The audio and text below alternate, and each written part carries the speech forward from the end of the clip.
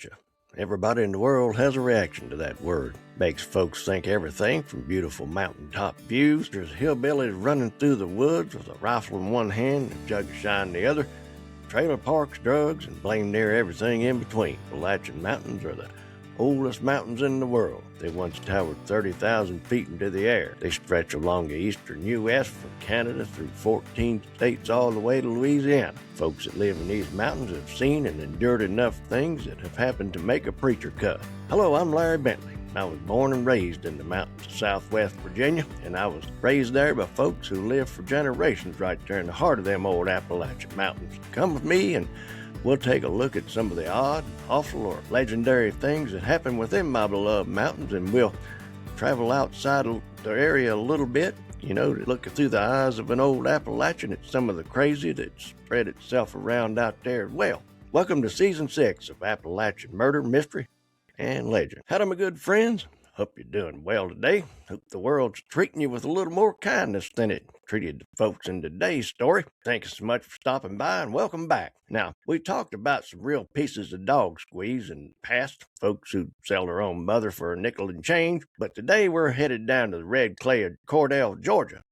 If you've ever took a drive through that part of the world, you know that it's the watermelon capital of the world. It's a place where the air's so thick and the humidity that you can practically chew it. And the jar flies scream in the trees like they're having some kind of an auction where the price just keeps going up. In this case, folks probably should have listened to them because they probably tried to warn them that there was a fox in the hen house, and nobody realized it until the fox was, all there was left in the hen house, and it was way too late. Fox in this case was a devil incarnate with no empathy or feelings for anybody, including their own blood. In fact, once folks heard what she did, they'd think that she outright hated them pretty much. Usually, when we talk about Christmas babies, we're talking about joy, light, and spirit of giving. But back in December 25th of 1932, a little girl named Janie Lou Hickox came into the world. Too bad for her family that the parents didn't just pinch her head off, flush her down the toilet right then. It would have sure saved a bunch of people a whole lot of hurt. But she didn't bring no frankincense or myrrh. She brought a whole suitcase of her own style of dog squeeze and a heart as cold as a witch's teat in January. Now, you might say that she was coughed up from the bowels of hell instead of being born. But pull up a chair, set a spell, and let's open the lid to the ugliest box of Southern hospitality gone straight to hell that I've ever seen in my life. Or, so far. So here we go with that one. Now, to get your head wrapped around Janie Lou, you gotta understand the world that she built around herself.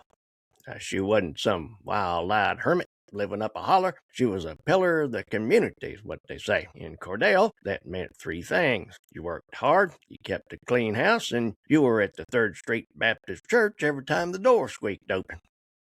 Now, Janie was the gold standard of the birth of better than you. She ran a daycare out of her own house, looking after the town's most precious citizens. Imagine that for a second. Town parents dropping off their toddlers with a woman that they never could have told would become one of the most prolific serial killers in Georgia history. But she was married to a man named Charles Gibbs, a hard-working feller. And they had 3 sons, Marvin, Melvin, and Roger. 18 years, Janie Lou was the woman everybody envied. Her fried chicken was so good that it'd make Colonel Sanders go burn down every one of his own stores while telling everybody that he no longer gave a finger-licking frick. Her kids were polite, and her husband, didn't have one of them wondering eyes. He was true blue through and through. She was a sweet Christian wife in a time and a place where that was the highest honor that, the stay-at-home mother could achieve. Everything was, absolutely perfect and more than she could have asked for or dreamed of. But, here we go with this big fat butt again. Inside the nice White House, sugar was fixing to turn to shit. Because Janie Lou, she'd realized that being good was a whole heap of work. Like we all know, anything worth having takes work, and folks are always working to get better. Apparently, having everything you could ever want or need just wasn't going to cut the mustard anymore. So the wheels started coming off in January 1966. Her hubby, Charles Gibbs, a man in the prime of his life, healthy as a pack mule, as we say in the mountains, never been to the doctor a day in his life. Just up and, he came down with what the doctor said was a liver ailment. So he was walking around the house one day just being Charles like he always did, when all of a sudden he was clutching his guts and doubled over in pain, turning yellow and saying that Well, it felt like he had something tearing itself apart inside of him, and he was losing his hair like he was on chemo treatments and dropping weight faster than a snowman on Daytona Beach. Of course, the sweet little, kindest to her mother's Janie Lou didn't waste a bit of time. She didn't leave his side. Now, if you looked up devotion in the dictionary, she'd be there in the very picture as the definition. She sat by Charles in his hospital bed, stroking his hair with one hand and probably checking her watch while reading the insurance paperwork with the other. And when he started to recover, she brought him a special treat from home. It was some of her special homemade soup. Of course, she made it with all the, love and care a piece of dog squeeze could muster, and feeling better and all, Charles gobbled it down with the gusto of a hound dog. Well, on January 21st, 1966, he kicked the bucket through the goal post of life, and the poor doctors were as fooled as everybody else. They didn't see a murder. What they saw was a grieving wife who'd just lost her partner of nearly 2 decades. Now they signed a death certificate listing liver disease as the cause of death and moved on to, something similar to what would be the Golden Corral today, I guess, for supper. Now, Janie Lou straightened up her crooked face, dried them crocodile tears all up, and appeared to do her best just to move on. And we all know our wackadoodles by now, and we know that, it's just impossible for one to just move on once they've kicked off their kill 'em all, let God sort 'em out roadshow. So she moved on all right, straight to the insurance office, collected the payout, and in a move of pure calculated genius, she donated a big chunk of it to the church. People were crying in the aisles, saying, "Look at that Janie Lou. She's just giving back to the Lord in her time of sorrow. She's got to be a saint." I'll tell you what she was. She was a ape-shit shark that just tasted blood and realized the water was fine and was fixed to drive the whole thing through the wall, into the yard, down the street, and all the way to town.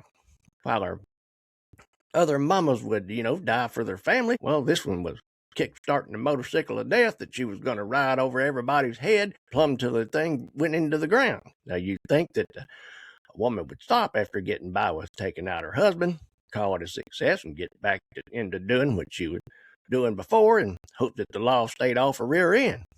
But St. Janie Lou had 2 things that were pushing her cheese whiz straight off her cracker. That was greed and a sick, twisted craving for the attention that comes with being a victim, because nobody did victim like she did. 7 months later, in August of 1966, because if she waited 1 day more, her head would have exploded, her youngest son, 13-year-old Marvin, started getting them same stomach cramps. It was just awful. Poor boy was just a kid, and here he was, wasting away like his pops. Janie Lou, who should already have her first Oscar for the performance she put on for her husband's bucket kicking, played the part all over again to perfection. She cried on every shoulder in the whole town of Cordell, probably chewing on a piece of one of them famous watermelons in one hand with the other wrapped around the pasture with a pocketbook full of insurance papers hanging on her arm, just in case Marvin didn't make it. Well, when Marvin didn't make it and finally died on August 29th, the doctors just shook their head, thinking that it must be genetic, some kind of a rare inherited liver condition that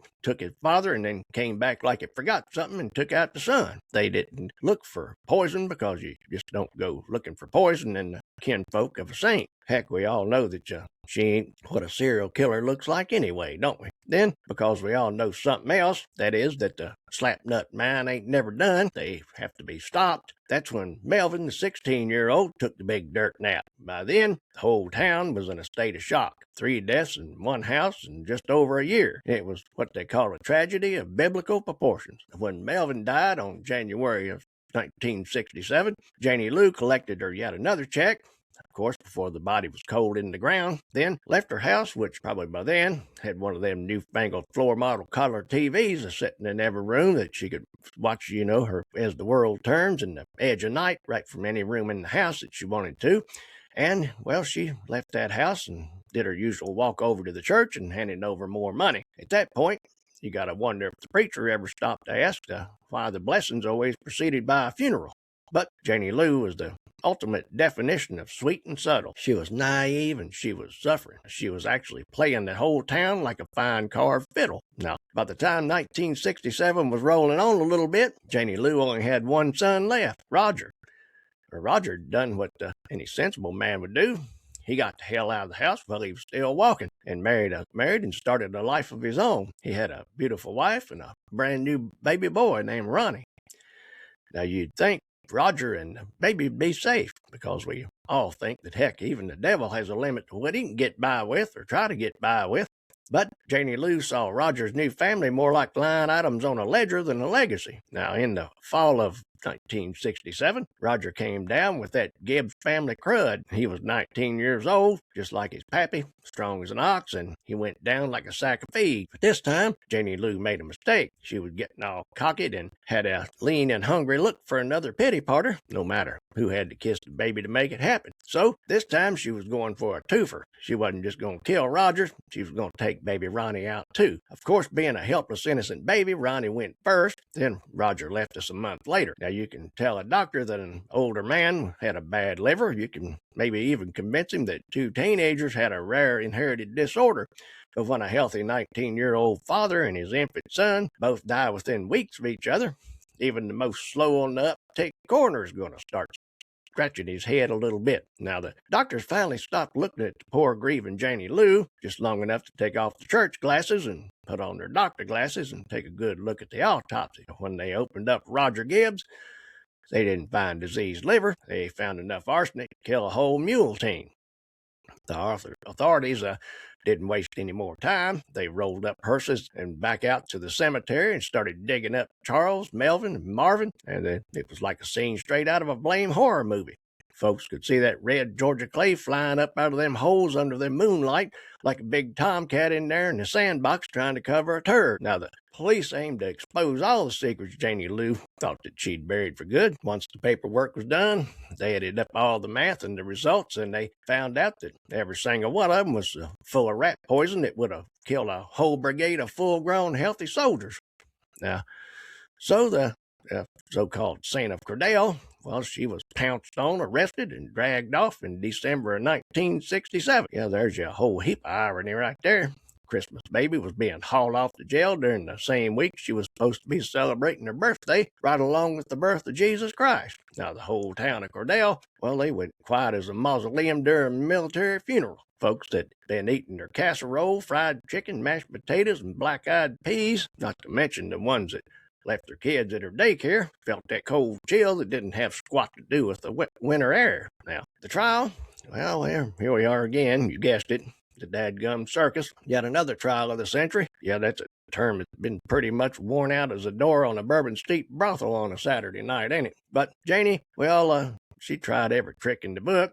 She pleaded insanity and claimed that she was a victim of a psychological break. You see, folks, when you're going through life and everything you or your significant other, along with your children's touch, constantly turns into gold on the success chart, why, there's only so much of that kind of shit somebody can take before they snap. Well, I don't know about you folks, but that sounds kind of like a logical defense to me, I reckon. And if I sound a bit sarcastic with that comment, I assure you that's completely on purpose, because that's one of the dumbest dadgum things I ever heard. Her lawyer said that she thought she was dying. You know, folks, when you're walking around, all of a sudden it pops in your mind that you're dying, and then you remember it's been that way since you were born. That don't bother most of us because we realize we're mortal. I reckon it's different when you're a saint. Apparently, the only choice that a saint has is to try to save her family from the pain of living without them.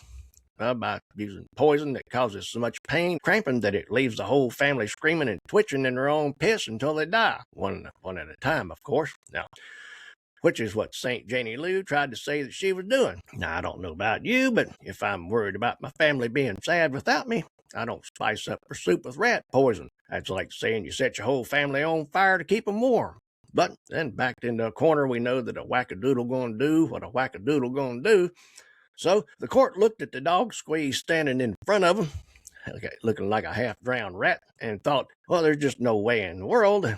You know, she can't be that damn mean. She's got to be touched in the head. So they committed her to a mental hospital for a spell. That's what'll make your skin crawl, is, what she was assigned to in the state hospital. And you can't write this stuff, folks. They put her in charge of the kitchen. That's right. A woman who systematically poisoned 5 people by putting arsenic in their food was given a job cooking for the patients. Well, like I said, you can't make the stuff up. It's like putting a rattlesnake in charge of your rabbit pen and giving him a set of salt and pepper shakers and say, have at it. Took them a spell, but they finally realized that she was as sane as the judge hearing her case and was as fit to stand trial as Ted Bundy. So back to trial she went, with her insanity defense sucking wind on life support. The jury wasn't stupid, which seems to be a commodity in today's world, don't it? They took one look at her, one look at the insurance policies, and a last look at the empty chairs where her whole family used to be sitting. And they didn't buy a lick of the I couldn't help it because my mind's gone to cornmeal mush. Well, they found her guilty fast enough to make her head swim. And they followed that up by slapping her across the eyes with 5 consecutive life sentences. Then the judge flushed the parole forms down the toilet after using them like a half a roll of angel sauce. Well, Janie Lou Gibbs sat there in prison for nearly 30 years. She was a model prisoner, which ain't surprising. Heck, she was always good at playing the part when somebody is watching. And in prison, you're in a fishbowl and everybody's always watching. In 1999, she was diagnosed with Parkinson's disease. She didn't have the ability to go to the bathroom, much less be a threat to so much as a cup of water, if she even knew what one was. So at that point, they got tired of wiping up after her, granted her a medical reprieve, and released her into the care of her sister, who promptly checked her into a nursing home because she didn't want to poke food down her and change her diaper either. She was probably being fed and cared for by nurses who had no idea they were looking into the empty eyes of a woman that had wiped out her entire bloodline. So, after sucking wind and staring off into space for the next 10 years, she died in 2010 at the age of 77. Taking the Gibbs family name to the grave with her because she'd made blame sure that there wasn't nobody else left around to carry it on. I reckon that the most dangerous monsters don't really live under the bed or the bridge or anything like that. No, they live in the house next door. They bake the best pies, they sit in the front row of the church and sing the loudest. Greed is a selfish, soulless thing.